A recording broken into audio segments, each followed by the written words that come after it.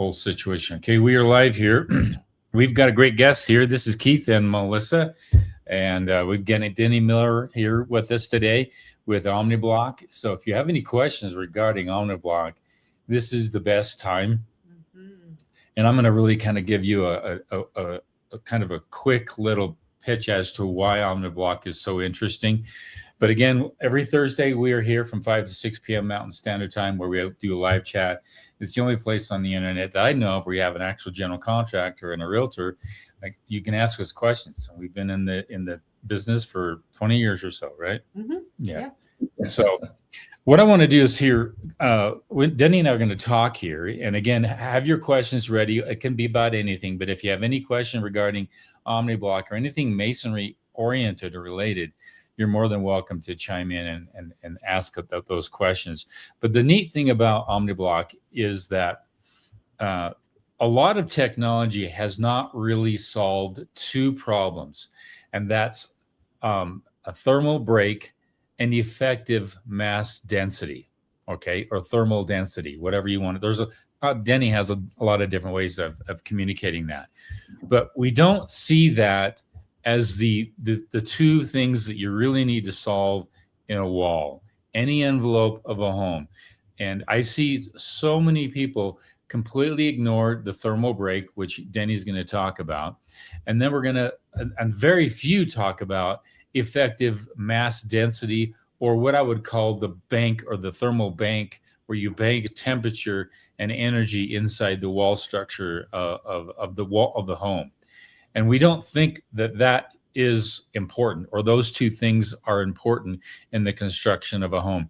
And I'm seeing a lot, and you don't even see that with ICF. ICF does not have an effective banking technology, at least where it's most effective on the inside wall. So we're going to talk to Denny about those two concepts and anything else. He's got some pictures to show you about Omni Block, and you might get surprised. So welcome, Denny. Yeah. Hello. Thanks for having me. This is fun to do. So I don't know where to start or where to get off on, but here, a couple things. We've known each other for a while, but you've been fun watching you grow and your how to build your own home and so on.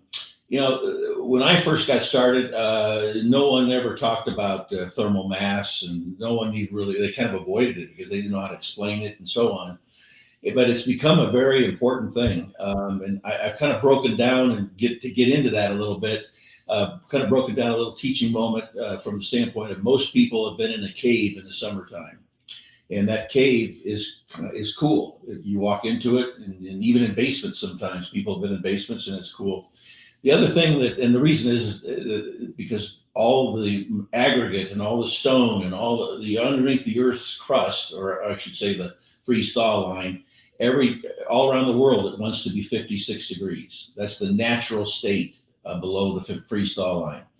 Well, everything that's made in Omni Block's materials, the aggregates and the cement and the sand, they're all those materials. So they all want to be 56 degrees. So how does that relate to construction? Well, kind of back up a little bit. If you drink coffee or cocoa or a tea or whatever, it always gets cold. And what that tells you is that heat chases cool. Heat wants to move to the cooler temperatures. It's not the cold trying to get into your coffee, it's the heat leaving.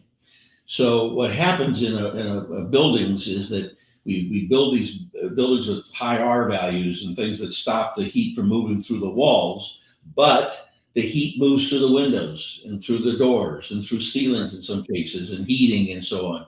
So what about that heat? Well, what happens is the thermostat registers the temperature gain and then kicks on the air conditioner in the summertime, and the air conditioner cools down that hot air that's come into the building through other means.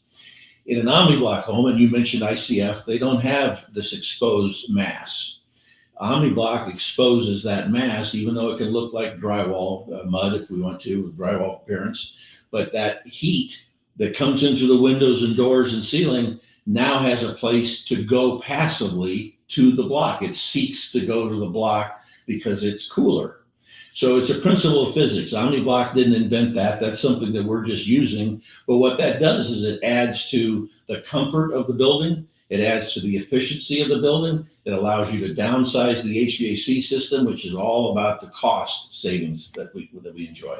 So you're talking about solar, passive solar during the wintertime when it comes through the window, heats up the home. Now it goes to a place. Explain where it goes to as far as the Omni Block thermal density. In the wintertime? Yeah. Yeah. The block will absorb heat into a very thin layer. There's a difference, there's different types of heat. There's the heat that hits the block from the sun, and that's solar. And it can hit the block in typical block, which you mentioned earlier, Keith, the direct thermal bridging will drive through the block. And now you have the solar becomes radiant on the inside of the building. And radiant is extremely powerful. You feel it and go, it's not that bad, but it's just constant heat. And that will build up in the home, and that's not what we don't want that. However, that's in the summertime again. But in the wintertime, that heat, the ambient air temperature from your furnace, your cooktop, any source of heat, the block will absorb a very thin layer into the block. And so that actually will release, if the house gets a little colder, the heat will leave the block and move to the cooler temperatures, even in the home. So it works both in the summer and in the winter very effectively. So you're basically banking energy inside the interior wall of the Omni Block. And that's, I think, if I'm correct, that's 1.5 inches thick, if I'm correct. It's 1.5 inches, close to it, between 1.25 inches and 1.5 inches to split hairs. But there's a lot of... But the real banking occurs within the first 1/4 inch of that, if I'm correct. Yes. All right. There's a lot of what we call heat capacity in block, but you're not going to get to all that capacity because your home doesn't get that warm, and so it's going to absorb heat in the summertime into the block, and that's how it works from a thermal mass standpoint. The problem and why people even the Department of Energy, there has not been a way, and I've got some stories in the history of that, but there's not been a way to quantify thermal mass. There's a way to quantify R value. There's a way to quantify U factors. There's a way to quantify SEER ratings. There's all of these different metrics that we use to quantify certain things, but no one has figured out a way to quantify thermal mass. So typically it gets avoided. Even though it works so well, there's not a little box or a little value that you can put in, for thermal mass. So even the Department of Energy overlooks it. I know, it's sad. They should just go into caves and do the factoring there, and they can pretty much get the effectiveness of thermal mass. Just imagine there's almost no need for HVAC or heating of any kind inside a cave. And I've been inside caves that have a constant temperature of 66 degrees. Yeah. Well, what's interesting about that is, I don't know if you didn't mention if it was the winter or the summer, but most people travel and they kind of go exploring in the summertime. So you go into that cave and it's 66 degrees. If you would go into the cave in the wintertime, it's 66 degrees. Right. And all you need is just a movement of some air here and there, and that's nominal. But let's show some pictures real quick. A lot of people really don't know what you can build with Omni Block. This here is the actual side profile of the Omni Block. So if you look at one side of that, the top part of that, one side is the inside, the other side is the outside, and you have that thermal mass on that inside. And then you've got some polyiso foam inserts. And then you've got another concrete. Then you've got another polyiso foam insert. Then you've got another layer of concrete. Now, what people don't know is there's an incredible design in this with regard to there's no thermal bridging in this. It's kind of hard to show. I don't know if you have a picture of that, Denny. What? Maybe you can explain how the concrete is connected. It winds through in an odd way. Yeah. Well, what I did is I took a regular block. A lot of people know what a regular block looks like that you can get at Home Depot or Lowe's or any Menards, any of those types of places. But I just the problem was the direct thermal bridging. So what I kind of did, and playing around with certain things, I said, well, we got to get rid of those. Well, what if we get rid of those? What can we do? Well, we put a middle lineal wall that's parallel to the inside face and to the exterior face, and what that allowed me to do was to offset the crosswebs and constrict the crosswebs, so that if you can kind of look at the area there behind that rebar, you can kind of see where the insert sticks down in the crossweb.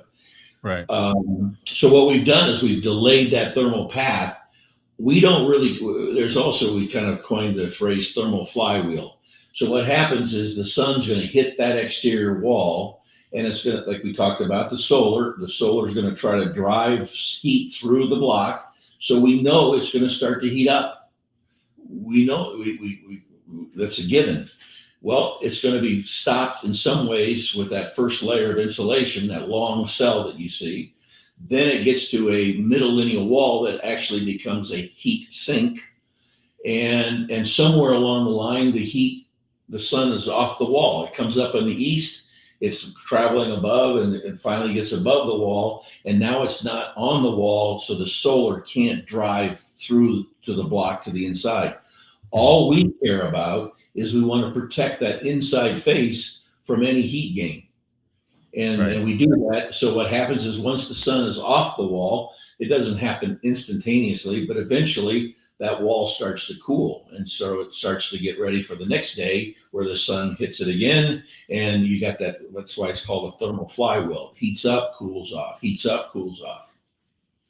And it's the same thing for the cold too, because now you're talking about building heat on the inside, and it's got all that layers in there, but you can't see it. There's no direct heat chase, no direct line of sight, I guess you could say, for the heat to transfer from one side to the other. It's almost, it's you have to look at the block and go to this website at omniblock.com, and it gives you some side profiles so you can actually see that concrete winds through in a different way, so it slows that heat transfer. Yeah.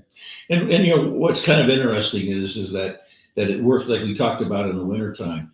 People kind of get confused, kind of get tricked. Their mind plays a game with them a little bit, because you may be in the wintertime, you may have your house nice and toasty, it's warm, and you open up a window or you open up a door and you feel this blast of cold air coming into your home. Mm-hmm. And you think, doggone it, that cold air is just trying to get into my house. No, it's not. It's the heat escaping, being displaced by the cold air. So that's the phenomenon. So the cold doesn't have really any energy. There's no absolute zeros, but the cold isn't trying to get into your house. It could care less. It's the heat trying to get out. So we have a very tight home. The block is warm. It stays warm. It's very comfortable. So that's the benefit of the house in the wintertime, and it's also in the summertime. So it works, like I said, it works both ways very well. It's just like moisture travels and chases after a dry spot. So take a piece of graham cracker and put it out on a humid day in August. By the end of the day, it's not going to be a graham cracker anymore. So heat chases cold. The same thing. It's one of the laws of thermodynamics, but it's the number one law in building science, is to realize that heat chases cold. Now, the neat thing here is that since heat chases cold, and there's cold side over here, and then there's heat over here, you can have a cold condensing surface in the middle of that wall. We stop that with Omni Block because it doesn't have that capacity. No, we've never had we build in a lot of humid areas, South Texas, Florida, the Yucatan and Mexico. I mean, we build in a lot of humid areas, and we've never had a wall, quote unquote, sweat or have any condensation. What causes that condensation is a change in temperature. Right. And so what it proves, what we're talking about here, the heat's going to heat up the block, but it doesn't get to the inside. Which is another reason why people sometimes ask us, do you have any cracking issues with interior, stud walls and things when they meet up to our block? And the answer is no, we don't. We have zero issues with that. But the reason is because what causes cracking is movement. If you don't have any change in temperature, you have no movement. So you have no cracking. Right. Let's look at some other pictures here. This here is a favorite thing people are doing, is just having the Omni Block exposed for a shower, right? Yeah, we're doing a lot of. This is a photo with one of my kind of favorites a little bit, because I kind of told the guy he should do this and he did it. So, it's a way to get a different look. It's not drywall. It's very durable. This is a polished, burnished look, so it's very smooth, easy to clean, but it's also economical, because you don't have to put any tile. Your drain tile, your floor drains right in the floor, so you're able to do this pretty economically. And so if you can save some money and get a different look, it's kind of a nice way to go about things. The neat thing is if you were to factor in the cost per square foot for that section of the wall, it'd be extremely affordable. Yeah, exactly. You're not doing any stud walls, no any, red guard, no, drywall. No moisture issues. No, you just durability. There's a whole study being done, or has been done, basically on Omni Block, and it was done by a guy that was the vice president of life cycle analysis on products for Dow Chemical, and he actually ended up building a home in Lake Jackson, south of Houston, a number of years ago. I don't even know if the man's still alive, but he built his home in Lake Jackson, Texas, south of Houston, and before Katrina hit, about 3 weeks before Rita hit, and Rita hit directly. He took the brunt of it directly, hurricane wind, and it just shows you the durability of Omni Block. Not one issue. I called him before, but everybody was evacuating, and he kind of kiddingly said, "Hey, where am I going to go? I'm in a concrete block building now. Where am I going to go?" And he had his family and friends. They all hunkered down. I called him about a week later, and he goes, "We'll never evacuate this house." So, and it took a direct hit. Yeah, if you're in Tornado Valley or if you're in Hurricane Central, I mean, you should be building out of this block system. Yeah. No question. Or a fire area. I can relate it. I don't know if we have time, but I can relate a fairly quick story. I got a call in kind of your neck of the woods, Keith, up in Park City, Utah, from a builder that built a really nice home up there. Turns out that the owner, for health reasons, family health reasons, not his own, but for family health reasons, he had to move back to Ohio. So he sold the house for an asking price. I'm going to keep the numbers off the record here, but in 8 months, he did really, really well in the home. And the realtor is the one that called him and said, "Hey, where are some more Omni Block houses?" And the builder said, "Well, they're custom homes. There's not a lot of them up at Park City, but we do have a few. Why do you ask?" And the realtor said, "Well, the average home right now is on the market in Park City for 90 days, over 90 days. He said, "This house sold in 4. Mm-hmm. Do you know, for the asking price? Do you know why? Because it was able to get fire insurance, and the rest of these houses can't." Mm-hmm. Wow. Yep. I mean, there's so many pluses with these types of technologies. Let's go and look at a couple more pictures real quick. Okay. Yeah. And you can talk about these pictures, Denny. Well, there's just a little different look to. It's not for everybody. You don't have to do a block exposed that you're seeing there. This is in a bedroom. You can do the drywall look, as you can see there. That's over block. We just skim coat drywall mud right onto the block. There's no need for any mesh or anything like that. This is a house that this is actually an Olympic swimmer. She's the Olympic swimmer. He's the architect, and he designed this for her. And this is the half-height Omni Block. This is the brick look. So we've done kind of a nice look there. We sell a lot of these homes. This is on our website. It's in the details. But this is another exposed block. This is called stack bond. Most people are familiar with what's called running bond, where the block is staggered. This is stack bond, and we make the inset, the mortar joints, so the block looks a little proud, looks a little more architectural, very clean. And so we've done a lot of houses like this one as well. Okay. This is the outside of that house. I like to show this one because this is a flat roof situation, which is really popular in Florida now because of hurricanes and other places. But it's a clean, a little more contemporary look. But if you see behind the planter, there's two PVC drains. Those drains are actually running within the block from the roof down the block, so you don't have any roof, drains on the outside. So it's a very clean look. Also, that's okay. I can go back. We also like to below those drains is basically the stem wall or the foundation wall. We like to recommend doing block if it's going to be exposed on the outside. We recommend doing block stems instead of poured concrete because we don't like to see that difference in where the foundation stops and where the block starts. So you're talking about pouring the slab after the first 2 or 3 runs of the on the block. We're pouring the slab up to the block. Yeah, we're using the block as the foundation. Frank Lloyd Wright coined that architecture, organic architecture, because it's coming out of the earth and there's no start and stop. And that's another look at most people that have a familiar wood frame. You see the foundation, but you also see that pop out and where the transition is. It's really pretty ugly detail, actually. This is and it would actually. I did a home like this. I actually had some extra Omni Block, and we actually did a stem wall, and we poured the slab right up to it.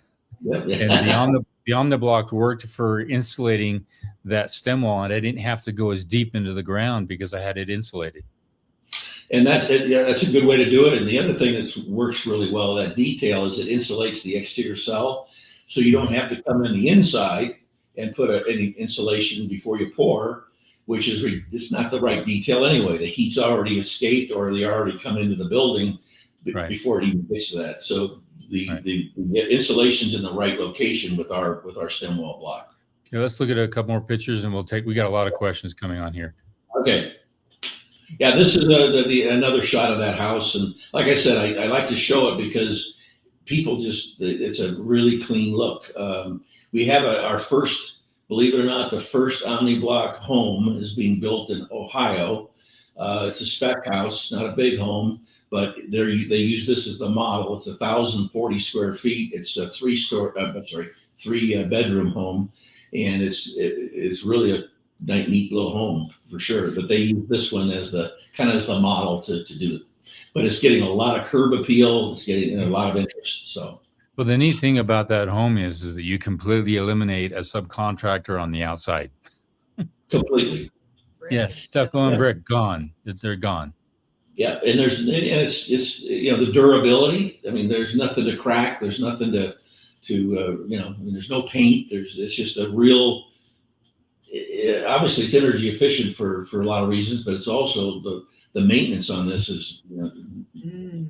I mean, if there is any. So. And is this the inside? Yes, it's a shot from. Well, the first is the patio, and then you see the kitchen inside. So it's a shot from the exterior through the glass into the kitchen.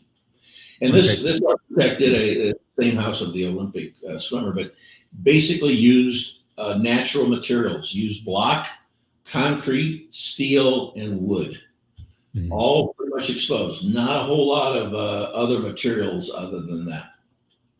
Okay, let's take a couple of questions here because I know we got quite a few here. This is from Honey Caffeine. Hey, Honey, can you give ideas and thoughts about expansion joints in an Omni Block wall?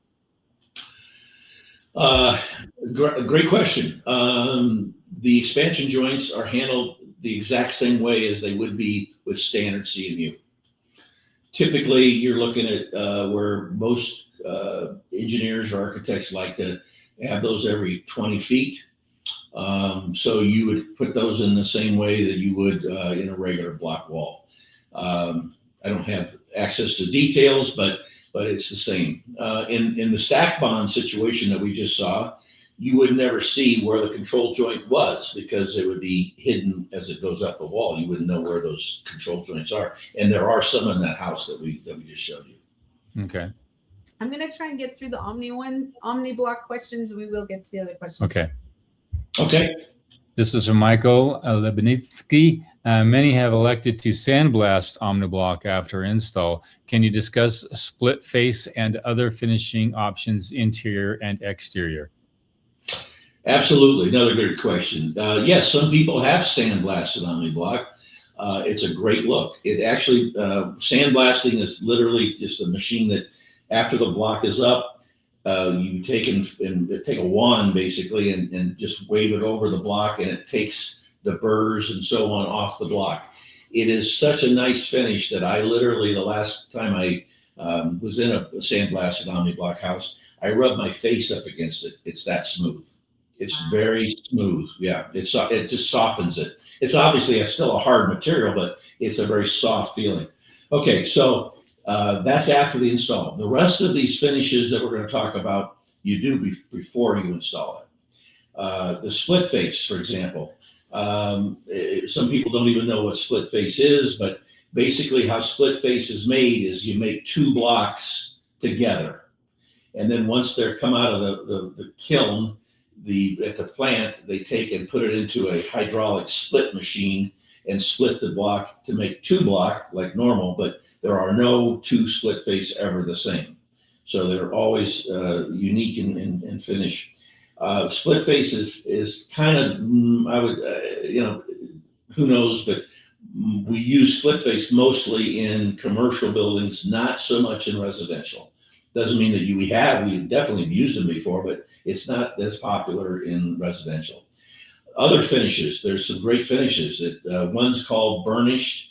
That's synonymous with ground face. We're literally polishing the block or grinding the block to expose aggregates. The shower enclosure that we saw, that is a burnished block. It's showing the aggregate that's underneath the block. So you kind of see that it's got some black and some. Thank you for doing that. Some gray, some black, but those are aggregates within the block. So it's really smooth, very smooth. It's almost like some people will call it vertical granite. It's not quite as smooth as granite, but it's very, very close. Okay. Another one that we've done is shot blast. Now that is a lot like sandblasting, but it is a deeper exposure. And if you did that after you put the block up, you would actually blow out your mortar joints. So you can't do that. You got to do the shot blast before. But it's a rougher texture, not nearly as rough as a split face, but it's certainly rougher than a burnished finish.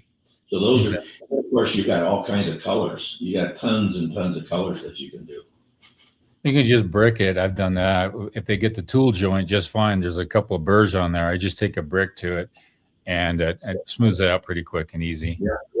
There's a few tricks that they use. You've been around too many masons, Steve. Yeah, I know. Okay, next one. That's the Holden MCG. I saw a few videos from Wick Wright showing CMUs holding a lot of water. Since no wall is 100% waterproof, how does Omni Block provide drainage for incidental water that enters the assembly? These guys have some good questions here. First of all, we never use the term waterproof. We're water resistant. There is no real such thing as waterproof. We certainly aren't made for an aquarium or a pool. Not to be facetious, but we got to be realistic here. What we do is we put an integral water repellent in the block when it's being made. So there's chemical additives that are added to the block. Doesn't add a lot of money to the cost, maybe 30 cents roughly to each block. And then we have the mason add a integral water repellent to his mortar mixture, so that when he's putting the block up with the mortar, it also has a resistant material to it. Okay, that's the first line of defense, those two things. We recommend using an exposed block. We recommend using, there's two or three that we recommend the most, and the one is called Prosoco. The other one is called Loxon by Sherwin-Williams, and they are designed to penetrate the block. It's a water soluble material. It doesn't change the finish or the color of the material. And so it penetrates into the block, and it actually comes with a 5-year warranty. I've been recommending that for a long time. I don't know of anybody that has ever reapplied. Now, somebody may have reapplied, but I don't know of anybody that has, because once it's into the block, it has nowhere to go. So as far as drainage goes, then we get into some boots and suspenders approach, and that is there's flashing, and we recommend a product called Block Flash by MortarNet, and it's basically plastic trays at the bottom of the before the foundation, and it'll take any moisture or water that's running down the wall that's penetrated into the block, and it will then drain out of the block. Now, I have had, for what it's worth, I mean, we have very little, we don't have any water issues, moisture issues. We just don't. I have had situations where an Omni Block house has been in a situation where the washing machine backed up, or something would happen to the washing machine and caused a whole lot of water on the floor, and Service Master ended up coming out, and I don't know if anybody's ever seen this, but they go up about 18 inches, cut away all the drywall, put the fans out, the dehumidifiers, all those things. And so I asked the guy, because it was an Omni Block house, I said, what are you going to do about that block? He didn't know I was at Omni Block, but he says, oh, that'll just dry out. That's no problem. We don't do anything with that. So, that's the durability of the block itself. So, yeah, and if it gets dry in there at all, it's the air. Again, it's the moisture will chase the dry spot. So if you put a fan up on the outside of that moisture is going to work its way to the outside of that and dry off.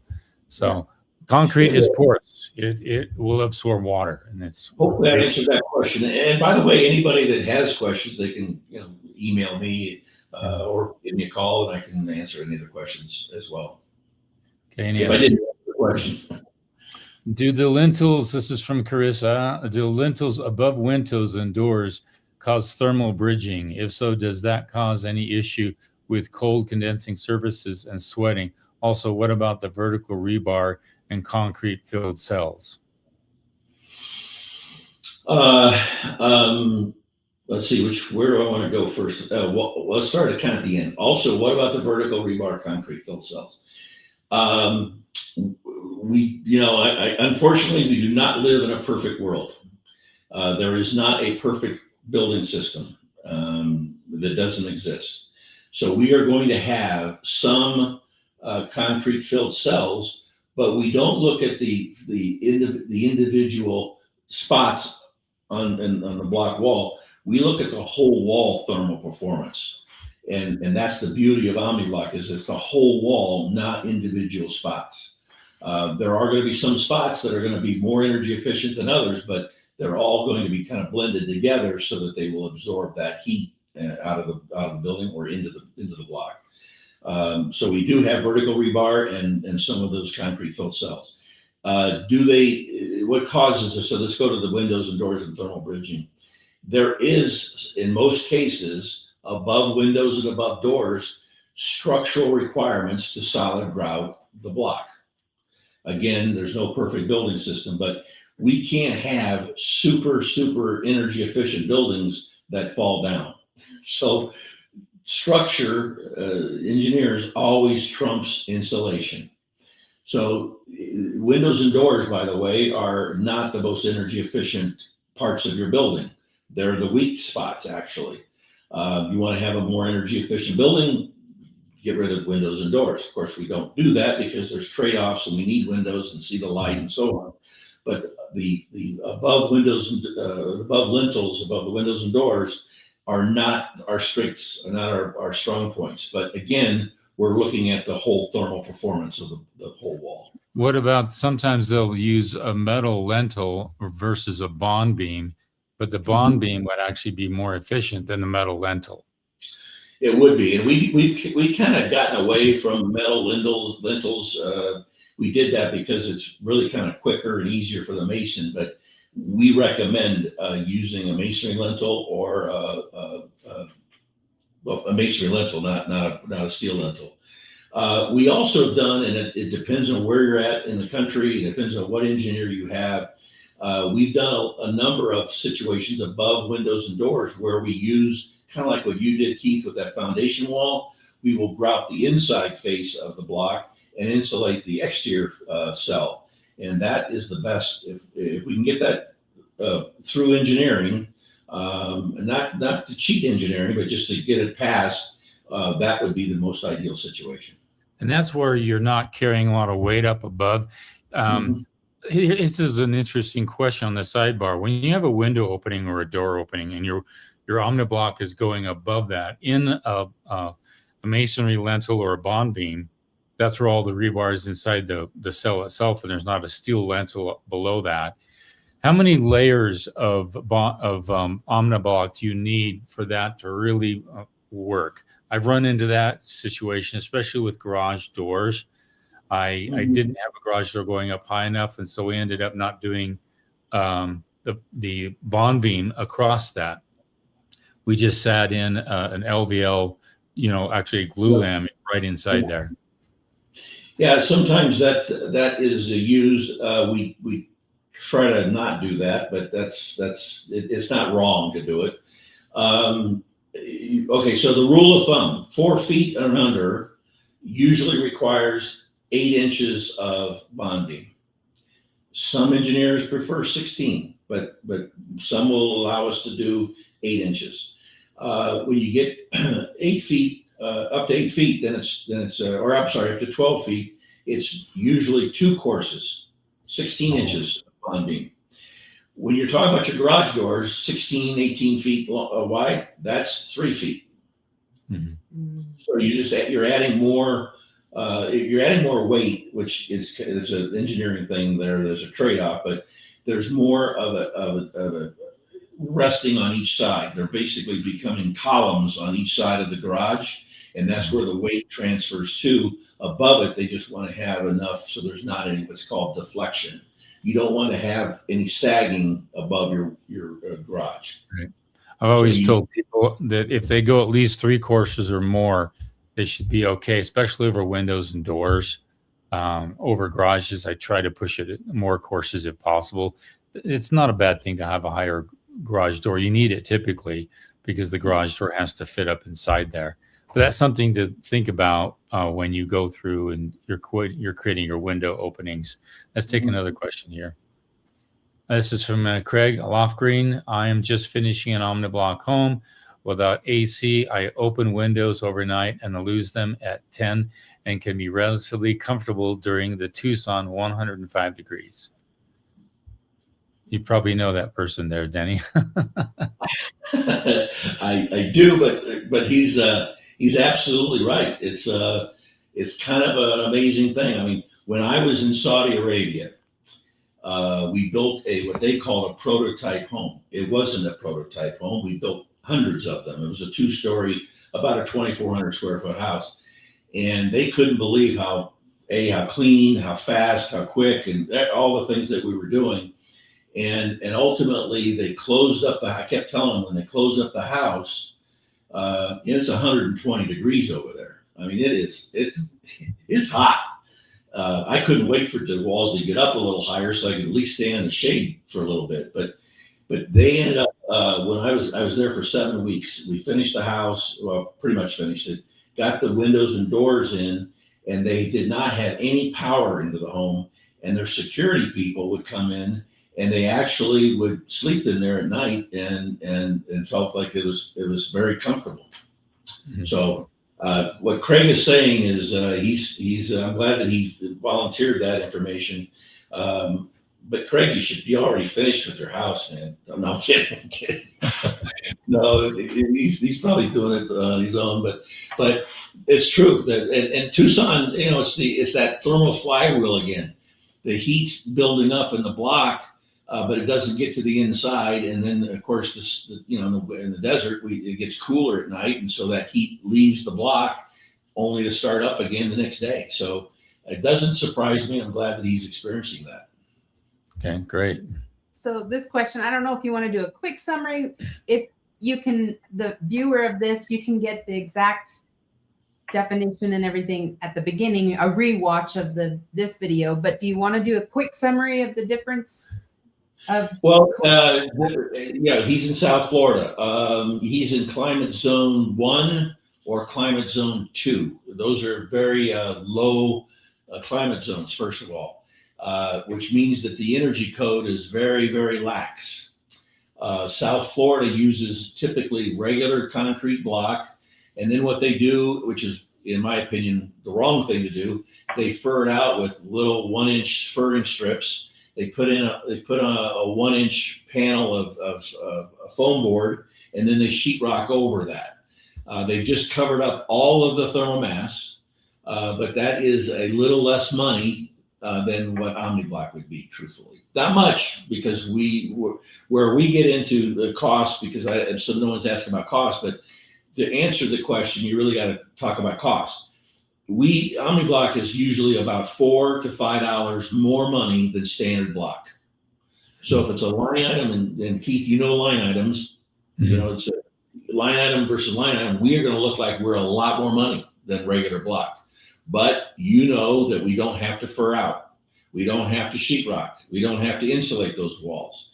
So we take that all away, and you can't do all of that furring and insulating and sheetrock with a typical 2x4 or metal stud for anywhere near $4 or $5 a square foot.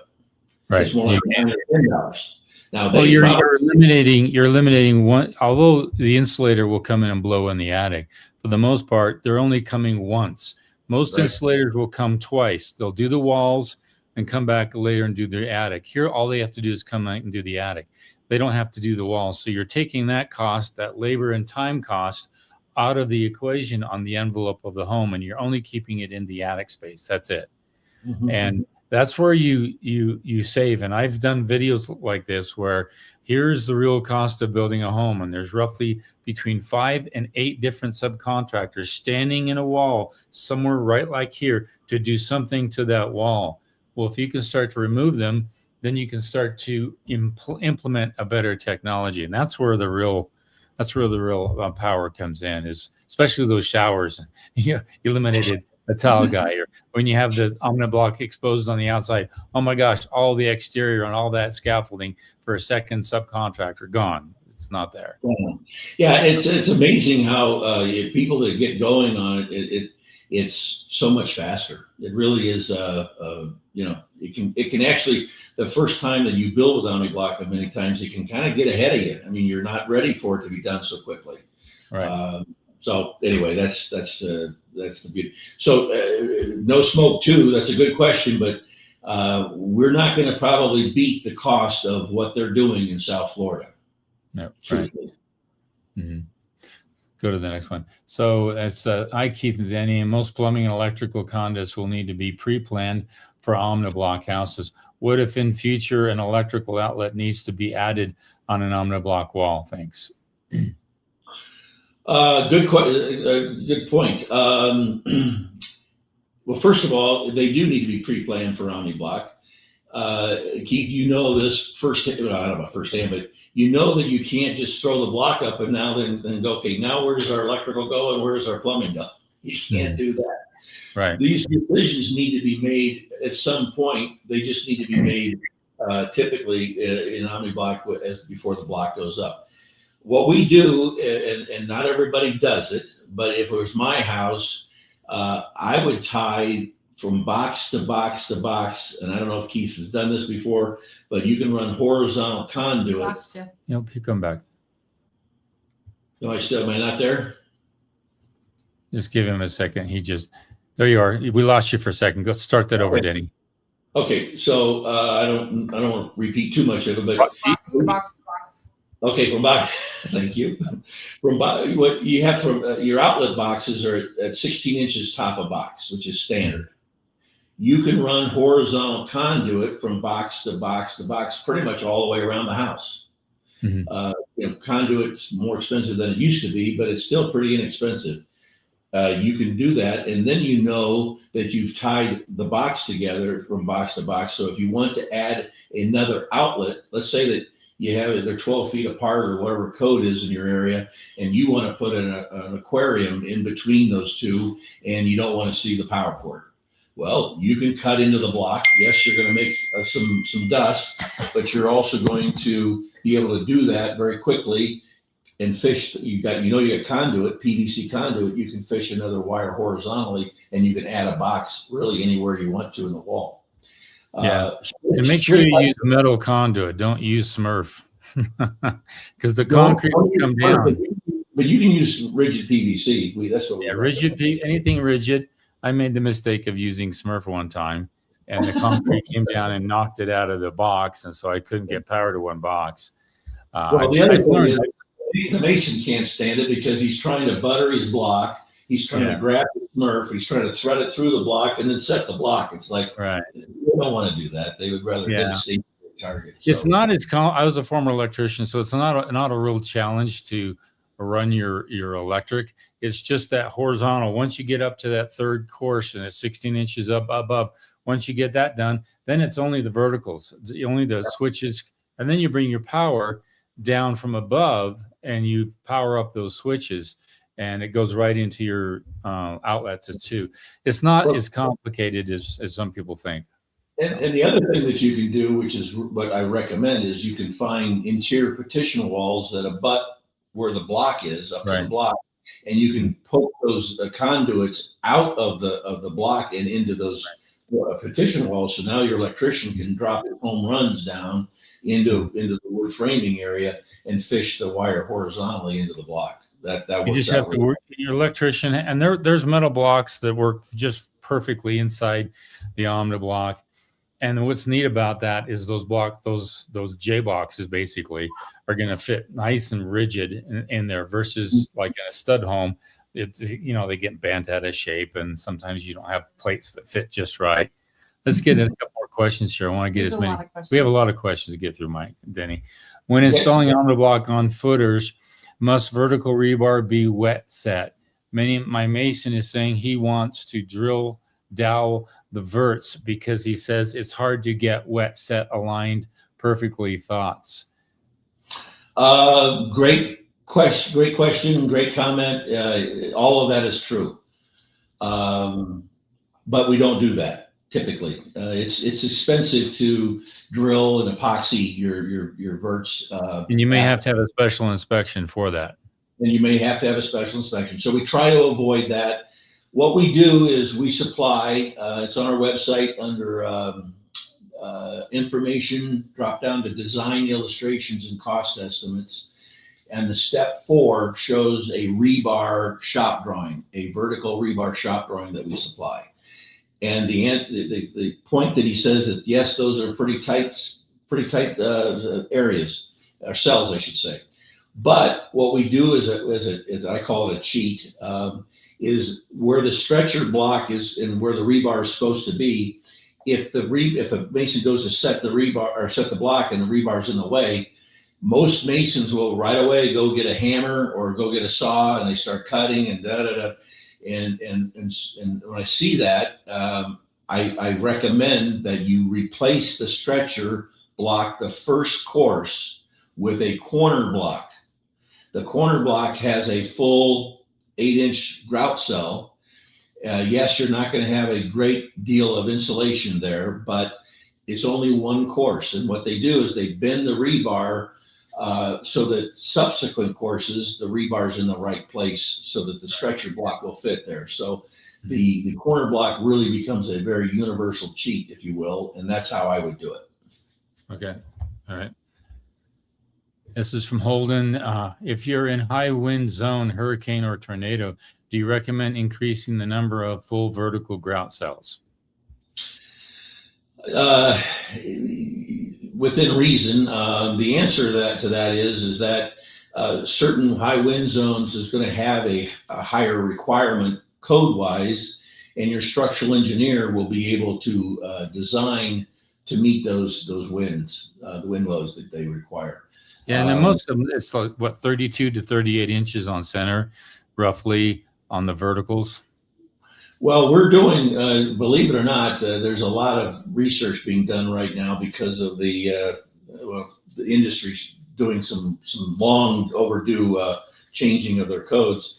48 inches in many cases. Up in Michigan, we're doing more than that. Mm-hmm. We're not wanting to circumvent hurricane or tornado requirements. We're not trying to do any of that, but we also don't want to over-engineer. There's no need to over-engineer something that's you're already pretty much over-engineered when you think about it. We're already very over-engineered. So, Okay. and on our website we have some great videos. Actually, Texas Tech did a wind study where they shot a 2x4 out of a cannon basically into a block wall and splintered the block, or splintered the wood. Didn't do much damage to the block. So, there's going to be, Mother Nature wins. It's just, who can play the game with them, so to speak. We are going to withstand hurricanes. We're going to withstand the winds. We're going to withstand, a fire. One of the things we're doing, matter of fact, I'm leaving tomorrow morning to go to Altadena, California, where all those fires were. Our first Omni Block house is breaking ground. They're having a breaking ground ceremony tomorrow. But what we claim and what we show is that block doesn't burn. It just doesn't burn. If you look at any fire, the residual of a fire, you see the chimney. you see masonry. But what we really want to tout is that we're not going to add anything or any fuel to the fire. So if we can, the fire's coming out, it's not going to burn our block. So that, if you want to be in a wood frame house, which you probably shouldn't be in a fire area, but you'd want to be next to a block house because it could stop and be a fire barrier for your house. So it's those are the things that happen. So between wind zone, hurricane, tornado, and fire, there's really nothing that can run with it. Okay, let's get through some more of these here. David says, how do you find an architect or designer for a project? Are there standard floor plans that a designer can work with? You probably can answer this too, Keith. I don't recommend ever buying a canned plan, online, because typically people, they change. As soon as you make changes, you wasted your money on the canned plan. But I do recommend people going to see there's just massive amounts of libraries of floor plans that maybe you can find that you can say, I like this floor plan, and then we can, give it to a designer or to an architect. In our program, we have an architect that's accessible, and you know him, Lonnie. Yeah. And Lonnie's very familiar with Denny's style, Omni Block. If you say Omni Block, he knows exactly what to do. So he's in our program. So if you do use Lonnie, he's very phenomenal working with Omni. He's done very well with me over the years on Omni Block homes I've built. Yeah, and you were kind enough to refer Lonnie to me, and I've been keeping kind of busy too. So we refer him as well, because you're right. He knows. There's an expensive way to do certain things, and there's an inexpensive way to do certain things. You end up with the same thing, but you might as well go the more inexpensive way to get what you want, and spend your money elsewhere where you want. Yeah. So we do have those, and we also have structural engineers. We have all of those people.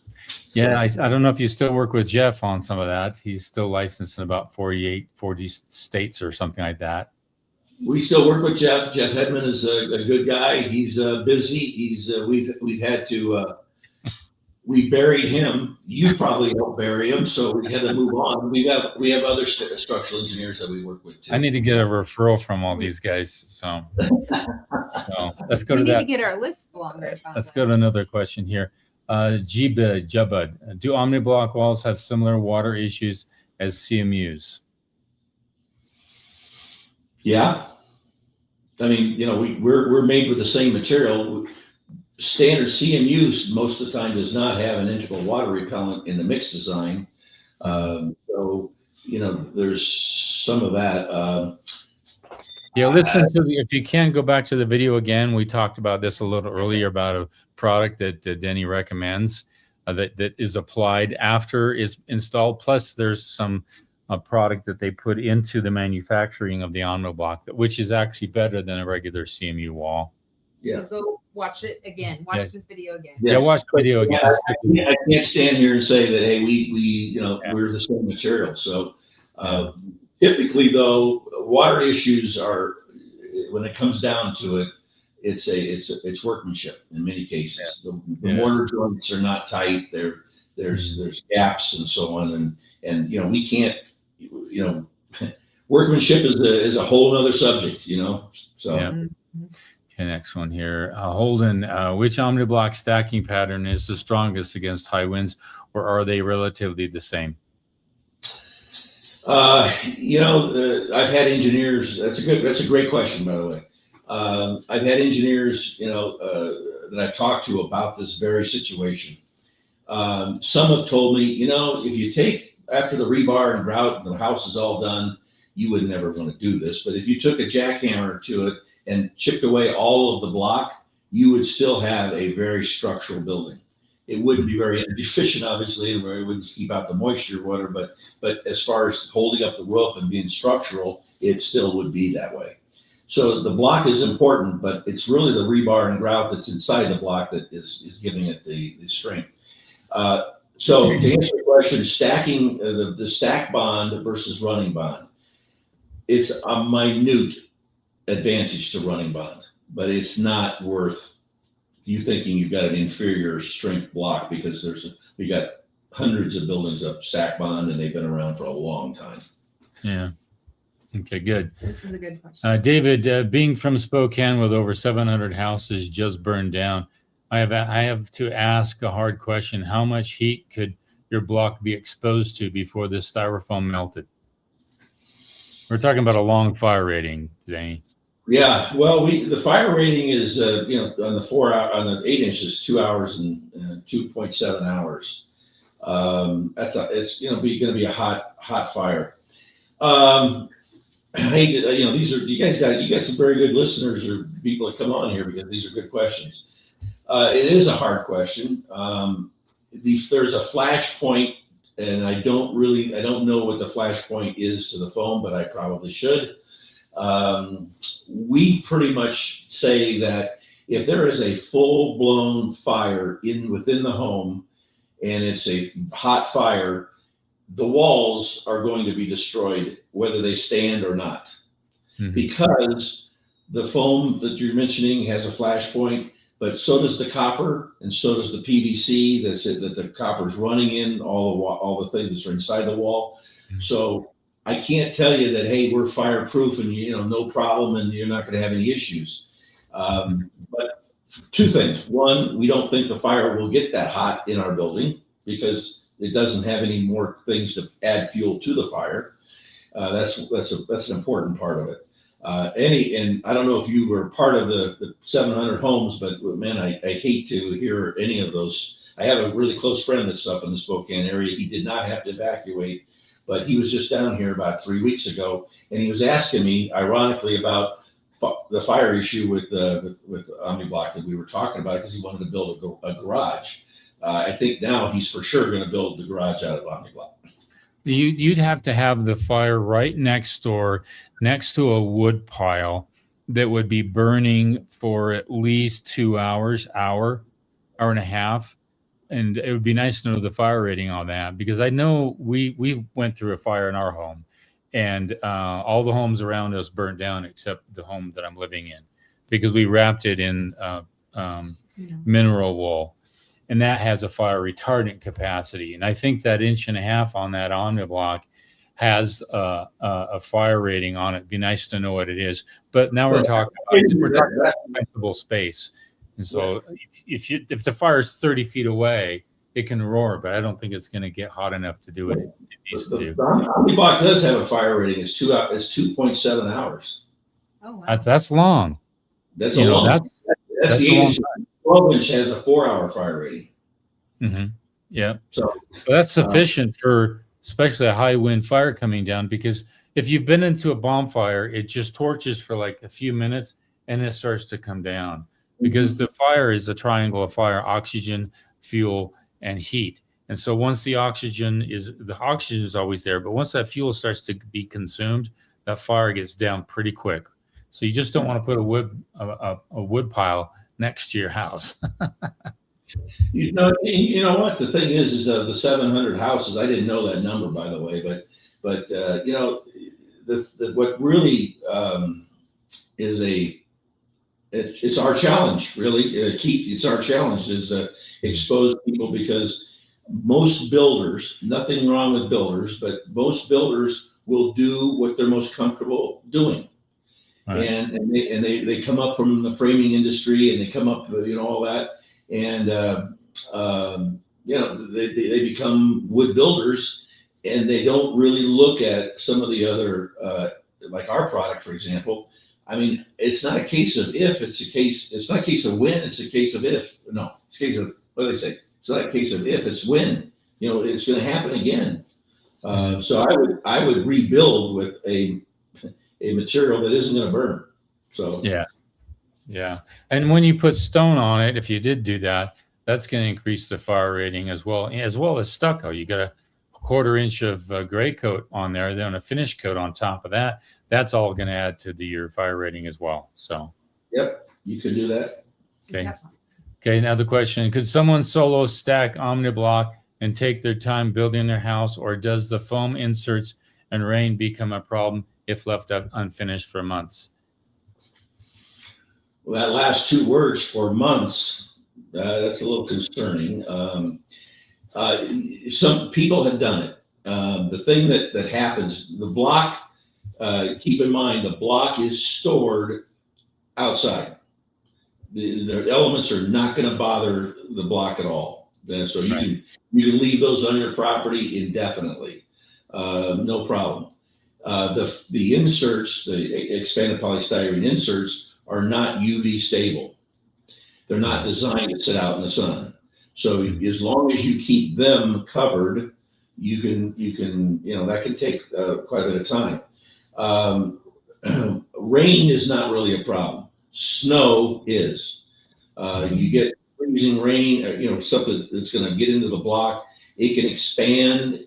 People that try to build in the wintertime and they don't take precaution on that type of thing, they have issues with that. That's kind of a whole other ball. I've seen some people just take a nice 2x8 material or something and put it on the top wall as they're moving forward and put a couple block on it, and it covers that, protects all the foam, everything below that. And the foam inserts, they come in big bags, and you can lift the whole bag yourself and you go put them into a shed or garage and you're all good to go. But the neat thing is he's right there that you can take your time to do this. Every Saturday you do a run or two and you're good. You're on your way. We've had people do it, and it's kind of fun to watch them do it. But you got to be careful when you're answering these questions that you don't. Oh yeah, you can take all the time. There's a certain thing that you don't want to have. Like I said, the block is not going to be a problem, but the inserts you gotta have them stored. By the way, Keith, those to answer you, you're absolutely right.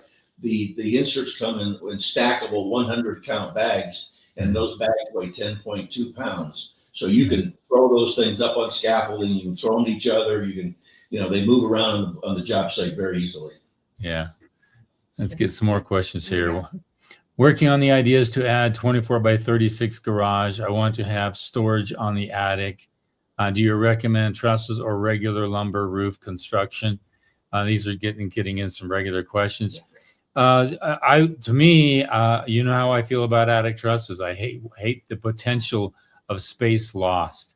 So if you can throw some attic trusses in there, research attic trusses, and just call it storage when you go to the permitting office, and with a pull down stair, and suddenly you've got an additional square footage for super cheap. So research that. Next question. Let's take a couple more real quick here. Honey Caffina, wondering about a concrete heated floor with less heating tubes required, 1/2 inch apart. I'm not a fan of heated floors unless I'm in Canada or Alaska or the Northeast United States, or if super high altitude, because you don't get the return on your investment quick enough on that. And then if you did with an Omni Block, you wouldn't need it at all anyway. But let's go to the next question here. Gubid, can adding strapping to a truss system help fix a sagging truss if I jack it to the level before attaching? So adding a strapping to the truss. If it's already sagging, the strap isn't going to help with the sag. It's probably not engineered to handle what it's doing right away. So you can actually take that truss picture, go to a truss plant and say, hey, I've got this problem. What do you suggest? And I did that with a truss plant. I said, hey, you sent me trusses. Did you factor in the snow load? They came back, said no. They came back and re-engineered the trusses and reinforced them on site. And so you can ask them how to reinforce that truss on site. Okay, next one real quick. This is a good one. And then, do you know of a place to get 500 underground propane tank in southern Utah area? Want to buy, not rent? Yeah, that's Blackburn Propane. Check out Blackburn Propane. They're located in Cedar City, and they will help you out. Mention my name, and they'll Extra nice to you. they'll be extra They'll nice give you to that you. extra smile. No. Okay. Next question, real quick. I want to get to some questions, but we're going overboard, but that's okay. What would be a fair price for spraying, painting new construction when they don't have to tape off, molding, only windows, and it's about 4,000 square feet? Having a hard time gauge painting costs. You know, that's a really good question. That could be $6 a square foot, $3.50. I don't know. It changes whether it's 3-tone, 2-tone. The ceiling's a different price. We have a video on that, but everybody area is different, wouldn't you say? Yeah, we did a video on that just recently. My kids are That's jumping sweet. in and doing videos. So go back and check a video. My painter actually talks about stuff like that. So go and watch that video. It says painting a new home. Yeah, painting a new home. And he goes into just a 1-layer paint, 2-tone, 3-tone paint. But we don't get into exact numbers because everybody's different in different areas. Okay. Any other? I know we're trying to answer as many as we can real quick here. There's lots of thank yous, Denny. Thank you. They're Thank all you saying for thank doing- you, Denny. Well- We see stuff on this side here. Oh, here's a good one. This Okay. one you'll appreciate. Craig Lofgren just got mini splits working today. Omni Block kept me from melting during the record-breaking heat wave. Omni Block rocks. OB locks. Thanks, Craig. Thank you very much. And then It's nothing I do. It's the system. It's the product that does it. It's not me, right? I did a consult earlier this week on a student who's building a home in Florida, and he is doing Omni Block, Denny. So Great. so Okay, next here we good go. question. I'm thinking about passive house building in Tennessee. How many inches of rigid mineral wool panels would I need? Passive Tennessee, you're not super cold, but you do get the 4 seasons. I would just do the 1 inch, and it would save you on not having to flash the windows. Once you go a thickness greater than 1 inch, you're going to have to flash the windows. So factor that cost. And the 1 inch will give you about 3.5 R value and full mold proof, fireproof, and an increased sound quality inside the entire home. That's a really interesting question, Denny. Talk about the sound deadening quality of Omni Block. I'm actually talking with a hotel company, which you and I will talk about later on, that they want to do parts of the hotel into Omni Block. Well, Omni Block's been tested sound-wise. We did it in New York. There's a rating that people talk about more often, and it's called the STC rating, Sound Transmission Class. And that is really the indoor sound beating off different walls and so on. The one that really should be more considered when it comes to Omni Block is the indoor-outdoor sound transmission class. And that's the from the outside to the inside. We have the testing that we're kind of off the charts in New York. We need it for the city. We needed to prove it, and we're off the charts when it comes to that. But we have a lot of stories, a lot of personal experiences that there's people in near the Brazos River in Texas. He's actually a friend of mine with his dad, and we just had finished a 2-story Omni Block house just down the street from them, near their cabin area. And anyway, all of a sudden the alert goes off, the alarm goes off. There's tornadoes coming right for them, and they're looking at it. And I guess everybody in Texas has this thing because they can tell where the tornadoes are. They jumped into their truck and we're not going to stay here. We're going to go to the Omni Block house. And of course, there were a lot of neighbors that had the same idea. They're standing outside knocking on this guy's door. Well, this guy happened to be home, but he was upstairs in his studio. And so my friend called the guy directly because he could see he was at home. And so they're all knocking on the door and trying to get in. They finally come down and let him in. And they were kind of upset with the guy. He didn't let us in. And then they closed the door, and then you couldn't hear the alarm. And like the alarm was going. I mean, that's like, are you kidding? You can't even hear the alarm in here. But there's a lot of things. I mean, the block is very sound retardant from outdoor to indoor. That's what I would be mostly concerned with. Now, if you're building and doing a sound studio inside, you're going to need to cover the walls with some absorption situation there. But the thing that I would like to point out is, we talked about the thermal mass and the heat moving passively to the walls. I mean, every Omni Block home is a passive design, just by the nature of it. Yeah, it's phenomenal. Well, let's end it right there. No. One more. My wife says one more. I'm sorry, Denny. These people just love you, and I have to. Doug wants to. He posted it twice, so I want to make sure I get this up there. We're trying to skim, but he's like, Denny met with my wife and me while we were in Las Vegas for the trade show. He was very helpful, informative, and patient, which we really appreciate. And there's been several other people. We just haven't put everybody up today. Yeah. And then I have another one. I need to show my wife this. This is what I need to show my wife. Okay, tacos for us. Where can I buy in Dallas, Fort Worth, Texas area, or can I buy straight from Omni Block website?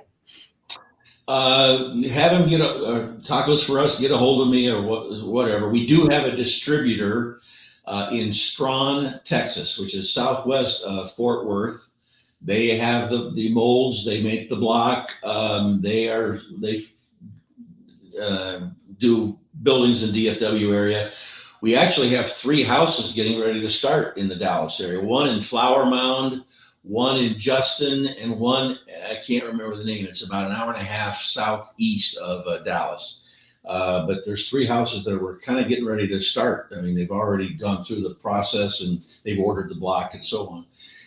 But you want to go to our website where it's under information down to design illustrations and cost estimates, because we can take your plan and we can put together the process and come up with the right block. And I've done this for Keith many, many times. And so that you get the accurate count on the block and so on. So we want to, so you can't buy from our website because everybody has different pricing and stuff, but you can work with us to get that done. And the neat thing is they'll work with your architect and say, hey, if you lengthen or shorten this wall, we'll have no cut waste. So avoiding the cut waste, he'll deliver the block that you need without any cutting, and it's pretty cool. Yeah, that's the analogy we've all played with, Legos. And if I give you a plan set that's Lego friendly and 100 Legos and the windows fit in there all night, you can put it together in 30 minutes, if not less. But if I give you a plan set that's not Lego friendly, and here's your little Dremel tool, start cutting 1/8 of an inch here and 1/4 inch here and 1/2 inch here, it's going to take you a lot longer, and so you're going to need more than 100 Legos because you're going to have more waste. Now you got to throw the waste away. It's just a much better program to have it designed to block the block modules. And you'll do that for doors, windows, the whole length of the home. If you do, let's see, adjust this window just a little bit here and there, we can avoid some cut waste. So, yeah. Any other questions? One more. One more. Can concrete wall panels be fixed to the Omni blocks for an architectural look, as well as hiding the electrical, plumbing, and HVAC conduits between the Omni block and the panels? I'm not sure I understand the question. I'm concrete panels. If they can be screwed to a regular concrete block, they can be screwed to Omni block. They can be affixed or whatever, how they get attached, as well as hiding the electric. Now, we put our electrical typically within the block, so there is no hiding the plumbing or the electrical, the HVAC conduits.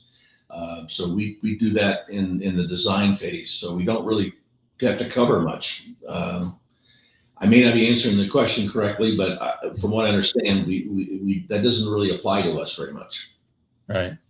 One thing that I've done is, this might help this person, is that when I was doing my home, I actually had a garage that was Omni block, and I knew where my bench was going to be. So as we were putting the Omni block down on that one bond beam going across, I actually put J-bolts inside there, screwed them in, put the J-bolts in there. So when the concrete wrapped around that J-bolt, I had a rigid bolt. So I just put a ledger on there right over the bolts, and I had it mounted to the whole wall. It's pretty slick. So if you can time things right, And I think if you had a concrete, something, if you wanted to affix like a fireplace mantle or something that you wanted to, if you time it right and work it out just right with the cells, you can put in some attachments and hangers and J-bolts and all kinds of stuff to mount something super heavy.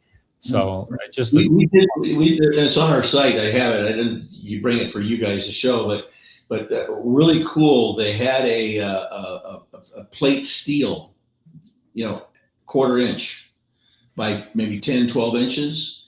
And it was going to be their art that they were going to put their art on.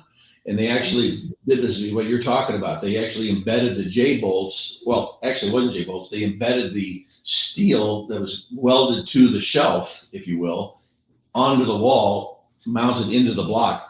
I mean, I'm a kind of a big guy. I stood up there and didn't move that shelf at all. It was solid. And it was only plate steel of about, 1/4. But I'm going to guess about 1/2 inch.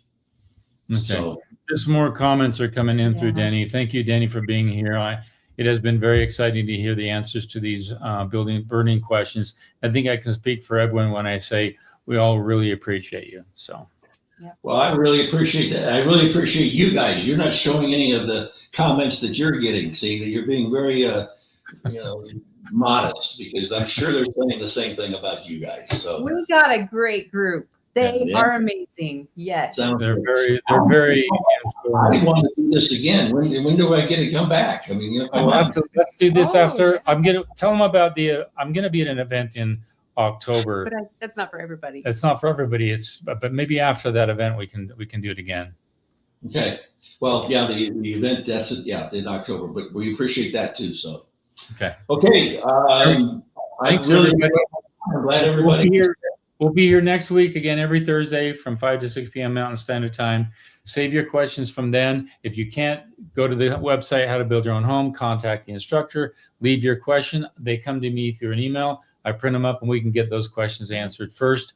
And until then, we'll see you guys next week. Thanks, Thank you, everybody. guys.